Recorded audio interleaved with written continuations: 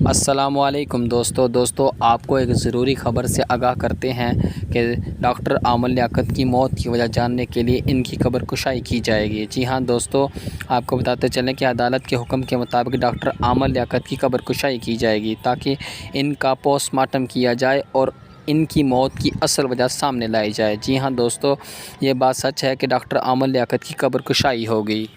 دوستو آپ کو بتاتے چلیں کہ یہ پہلے ہی انکشاف ہو گیا تھا کہ ان کی جسم کی کچھ ہڈیاں ٹوٹی ہوئی تھی، جیسے ان کی شولڈر کی ہڈی بھی ٹوٹی ہوئی تھی، اور ان کے ملازم کا بھی یہ کہنا تھا کہ ان کے کمرے سے چیخنے کی آوازیں آ رہی تھی۔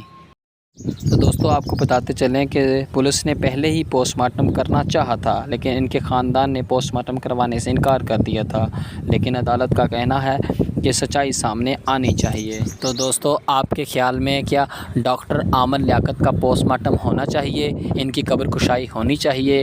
اپنی رائے کمنٹ سیکشن میں ضرور بتائیے گا۔